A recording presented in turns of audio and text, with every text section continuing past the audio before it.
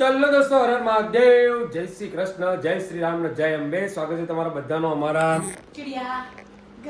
અત્યાર સુધી તો ગુજ્જુ ફેમિલી કહેતા હતા ને ગોસ્વામી ફેમિલી કહેતા હતા, પણ હવે તો એવું જ લાગી રહ્યું છે કે ચીડિયા ઘર જ છે. ગોસ્વામી ફેમિલી કો, પછી ગુજ્જુ ફેમિલી કો, કે પછી ચીડિયા ઘર કહો, પણ હવે તો ચીડિયા ઘર જ શૂટ થાય છે. મોસ્ટ વેલકમ તમારા બધાનું. જય શ્રી કૃષ્ણ, જય શ્રી રામ અને હર હર મહાદેવ. સોરી, આજે અમે બ્લોગ થોડો લેટ ચાલુ કર્યો છે તે બદલ. કારણ કે અત્યારે મગજ ઠેકાણા રહેતા નથી એટલે હા ચારે બાજુ મગજ ચાલે છે એટલે મેળ પડે નથી. પોતાના કામ માટે ટાઈમ નહીં મળતો, બીજા માટે મળી જાય છે એટલે રહી જાય છે. અને હવે વાગે છે બપોરના 2:30 અને 2:30 વાગે અમે વ્લોગ ચાલુ કરી રહ્યા છે અને રીલ પણ 2:30 વાગે બનાવી રહ્યા છે. સવારે ટ્રાય કર્યો પણ મજા ના આવી એટલે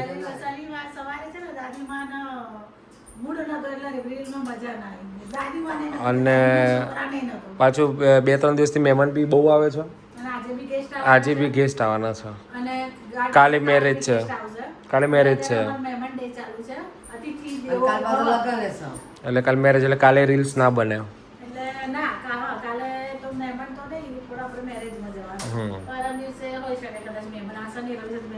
તો કશો વાંધો નહીં. અને બધાને જય શ્રી રામ અને અમારા ચિડિયાઘરમાં તમારું બધાનું સ્વાગત છે.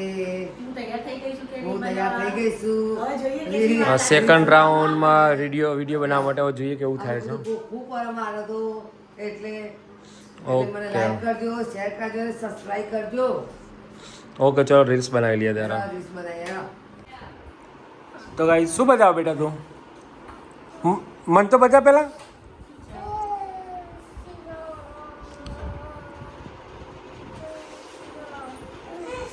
શું બતાવી ગયા?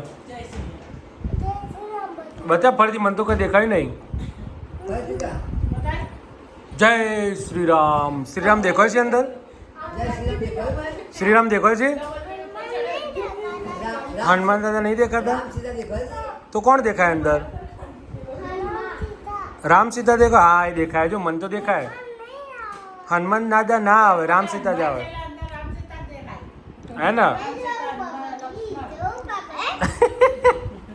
હા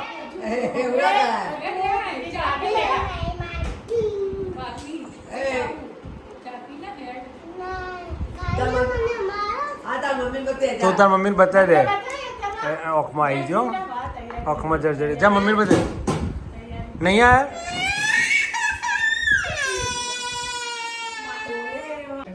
તો ગાઈસ જો આ ચાદર અમે લેવા કહેતા છે, ચાદર લઈને આવ્યા છે. અને આ છે ને ગોઠતી નહીં અને મને કે ગમે તે થાય પહેલાં ચાદર પથરાઈ દો. હવે આના દુઃખ હોર્યું છે ને, આ મોટું દુઃખ હોર્યું છે 15 વર્ષ પહેલાં. આ અમને જોડે રહીને દુઃખ હોરાવડાવ્યું છે 15 વર્ષ પહેલાં. એવું દુઃખ હોર્યું છે ને. અને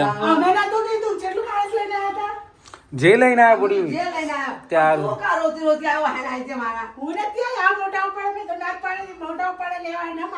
અને પાછી રોતે બોલે કે હવે હું રોઈ લીધો, તમારો વાળો રોવાનો. તો ખરેખર એવું જ છે. જો આ પાથરવાનું છે તો બૂમો પાડે રહી છે મારી જોડે. પાથર હેડ જલ્દી. તો બોલો ભાઈ કેટલી દાદાગીરી. ચલો તમે પથરાઈ દઈએ જરા. તો ગાઈસ નવી ચાદર અમે લાયા. આ ચાદર પથરાવે છે.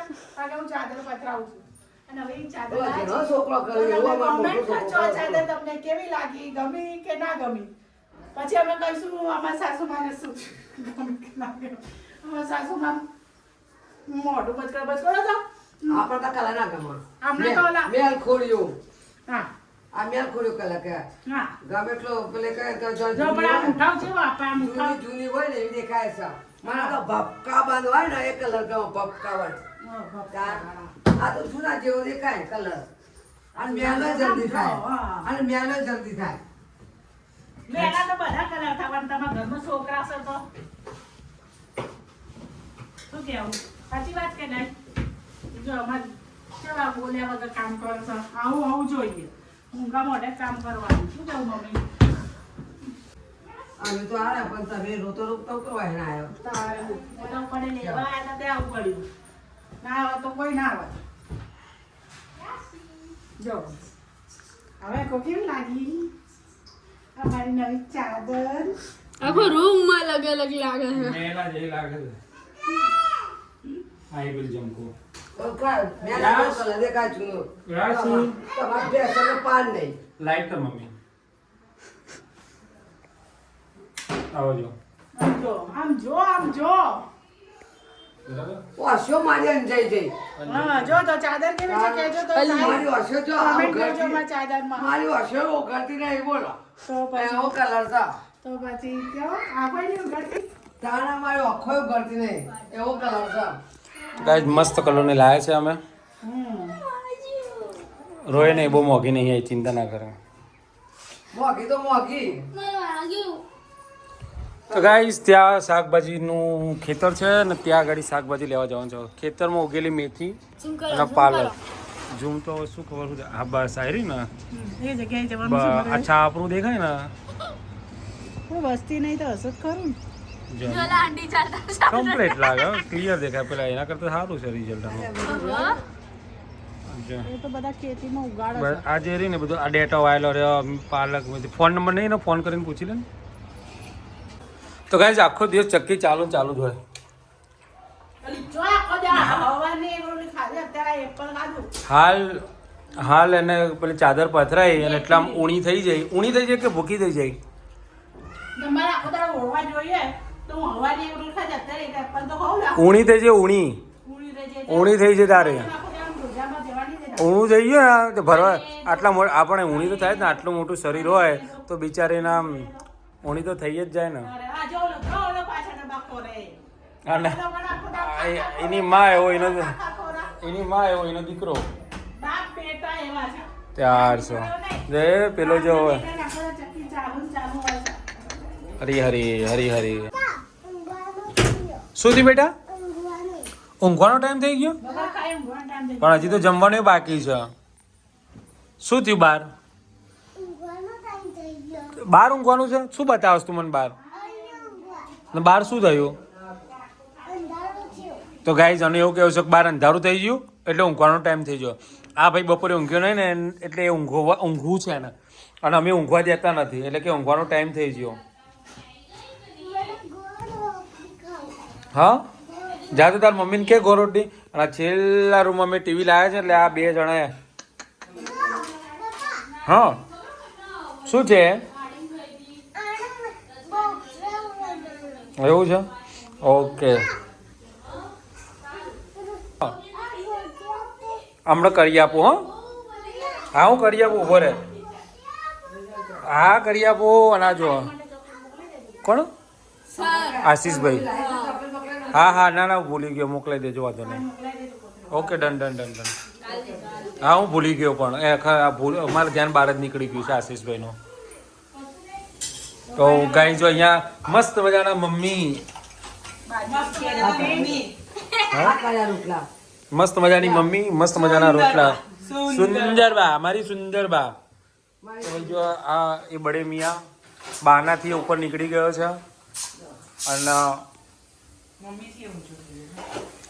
એની મા જોડે હજી પહોંચવાની તૈયારીમાં છે ફોન આવ્યો કોનો આવ્યો ઓકે તો ચલો જમવાનો રોટલા અને 12 ટાકા ડોંગળીનું શાક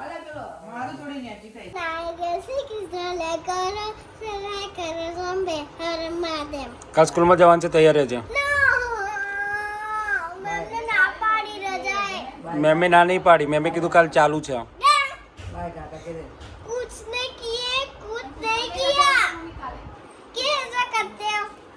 તારે કાલ જવાનું છે બરાબર ગુડ નાઇટ જવાનું છે